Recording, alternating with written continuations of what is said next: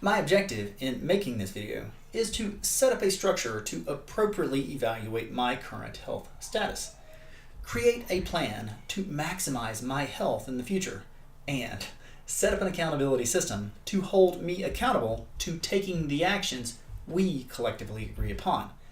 I will be sharing this message with numerous clinicians and health professionals as I create my long-term plan. I want your input regarding what I need to do. What resources are available to me? To which clinicians should I be reaching out? It is my objective to complete a comprehensive health maintenance plan by March 15th. Not only do I need a comprehensive plan, but I need comprehensive buy-in by all involved parties, including my family. Over the next few minutes, I will be presenting to you information about my goals and current health status.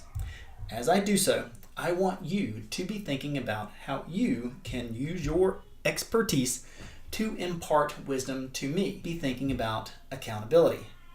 How do I structure this plan to maximize success?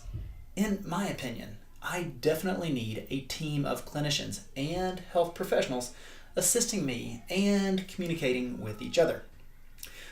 Who needs to be on that team? If I'm meeting with you in person, I have provided you with a worksheet, and question number 1 is who needs to be on the team? It's probably best to wait until the end of this video to start answering the questions, but feel free to jot down notes on the worksheet. Now, to my goals. Keep in mind as I share them with you that I'm working on a comprehensive plan. You may want to suggest additional goals, and based on your expert opinion, I may very well change them before March 15th. Don't be afraid to be critical and or direct. My goals include proactively manage my cardiovascular health, stay current on all appropriate vaccinations, minimize my risk of cancer, manage my mental health, and maximize my physical health, and in particular, my physical fitness. 3 of my 4 grandparents died of heart attacks. My father had a heart attack at age 59 and survived it, but has gotten numerous stents since. Based upon my family history and my personal history of low HDL levels, cardiovascular disease is probably my greatest risk for premature death. At times during my life, circulating HDL concentrations have been in the teens. I know you may have never seen levels that bad. I'm not embellishing. From the age of 24 to 32, part of my job was administering cholesterol tests, and I frequently tested myself. I had some of the worst numbers I ever saw, and I assuredly tested thousands of people. For a period of time during my 30s, I took a statin. I have since focused on eating much more unsaturated fat and increasing my fiber intake, and my levels have been better. At times in my life, my heart health has been excellent due to the amount of exercise I was getting. This is an EKG with my resting heart rate at 41. It was taken after a morning bike ride and a cup of coffee. Yeah, I'm just bragging at this point. I'm taking better care of my heart now than I did in my 30s, but there's still quite a bit of room for improvement. I don't yet have any specific objective regarding my cardiovascular health, but feel free to help me form some. Objectives start with the word "to," are very specific, and include a deadline. As an assistant professor at a community college, I spend a lot of time in close proximity with young people who often aren't as healthy as I would like. I want to proactively manage my vaccination status. Dr. Murtis, as my PCP, I am looking to you to take the lead to make sure I am current on all my vaccinations. It's worth noting, I don't have any recollection of having chickenpox. Based upon when I was born, assuredly I did, but not having any recollection, nor my mother having any recollection, is a bit concerning to me. Based upon my family history, my risk of cancer is probably only moderate. My mother's father had prostate cancer when he died in his early 80s, and one of my great-grandfathers on my mom's side died of some type of cancer in his late 80s. The only major risk factors I know of are my excessive exposure to the sun when I was a child and throughout my 20s as an avid cyclist, and the fact that I have had more radiation exposure than I would like. Regarding my risk for skin cancer, I did have a dysplastic mole removed in 2002. In the description below, you can find a link to the letter the dermatologist wrote. Dr. Miller's level of alarm has always concerned me a bit because she felt the need to write in all caps, "It is very important that you check your skin. Once you have had one of these dysplastic nevi, you are at a slightly higher risk to develop melanoma at some point in your life." It is worth noting, I would not personally characterize what she removed as a mole. It wasn't something I always had. It only appeared after a bicycle accident in my mid-20s in which I lost a lot of skin due to sliding across the asphalt in our nation's capital. I think it wise to include in my plan seeing a dermatologist on a regular basis. However, I need your input on how often and who. I want to form relationships with the best of the best. Also affecting my overall cancer risk is the fact that I have had 2 CAT scans of my head. From approximately 2006 through 2010, I suffered significantly with sinus pain and had 3 surgeries to address the issues. By far and large, all is well with my sinuses at this stage in my life. And so long as I don't expose myself to irritants, I don't experience any issues. The reason I'm concerned about my cancer risk is that not long after the second CAT scan, a small nodule formed on my thyroid. The endocrinologist I saw was concerned enough about it to order a biopsy.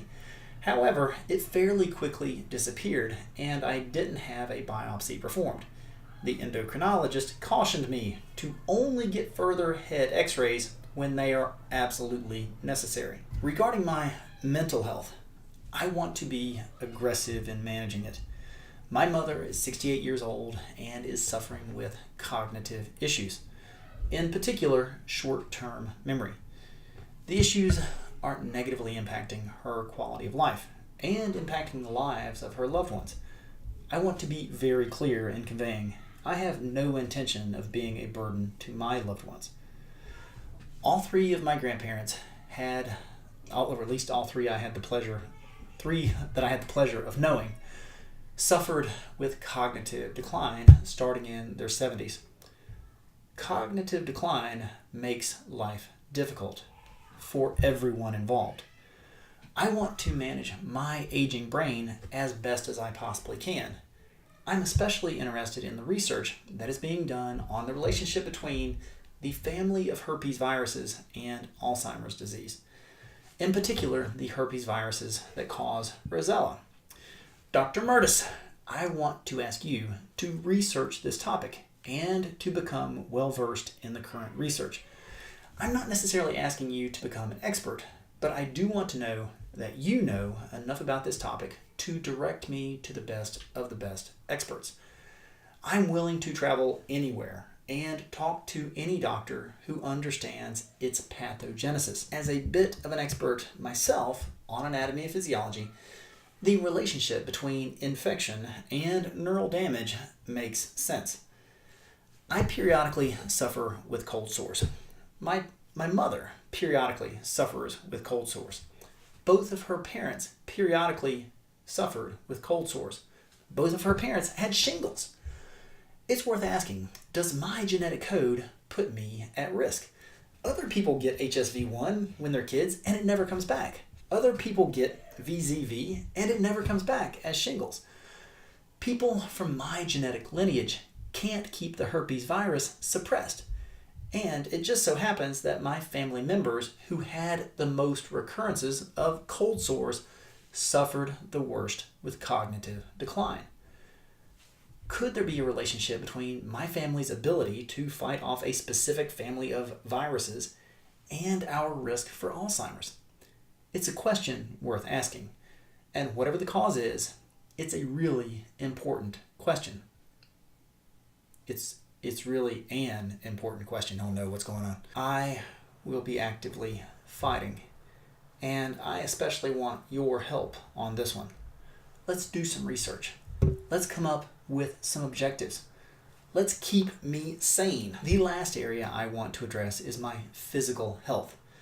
My overall physical health is good, with a few exceptions. My body weight has remained fairly stable throughout my adult life. These are the data points I was able to find regarding my weight over the past 30 years. The upward slope is a bit concerning, but I can manage it.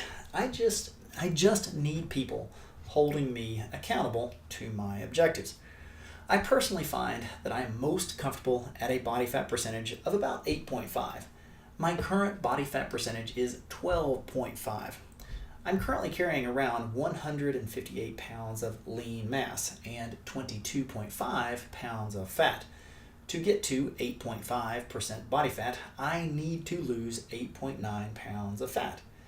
It is my objective to have a body fat percentage of 8.5% by June 2nd. That just so happens to correspond with a mountain bike race I plan on doing. I have recently used Zwift to indirectly measure my VO2 max at 36.9 milliliters per kilogram. This is significantly lower than I would like and is directly related to my lack of consistent physical exercise over the past few years. If you ever know of a research study looking for subjects, and that study will allow me an opportunity to have my VO2 max measured directly, I will gladly volunteer. As part of my health management plan, I will be working with a personal trainer to help hold me accountable to the physical activity plan we create. Although I will largely be creating this section of the plan, I want input from everyone who is watching and everyone with whom I am working. The only major physical issue from which I suffer is joint pain, mostly but not limited to my right shoulder. During the summer of 1997, I had a major bicycle crash and suffered a acromioclavicular joint separation. I did not have the injury treated due to my desire to continue competing in a stage race and the fact that the state road race championship was the following weekend. Silly, I know. To this day, I have a piano key, and generally speaking, my clavicle is loosely connected to my scapula. This allows my scapula to angle forward, which I guess puts an undue amount of stress on my trapezius. I have a significant amount of pain right here almost every day. On the bad days, it feels like someone is sticking a hot knife in my back. Don't worry, I'm not asking for opioids. Over the past couple years, I have been having additional pain lifting objects over my head. Although the pain is worse in my right shoulder, I experience pain in both shoulders. After warming up, when I'm exercising, I can do that type of activity with relatively little pain. But just going through my normal day and doing things like lifting my young children up causes me a lot of pain. Generally speaking, my joints hurt. My right knee, both of my elbows, my ring finger, and my neck also cause me pain. I'm getting to the point where I'm thinking maybe working with a physical therapist to make sure that I'm doing the types of activities I need to do to minimize pain would be appropriate. As this video comes to an end, I want you to jot down your thoughts. I want you to be thinking about how you can help Brian Clark.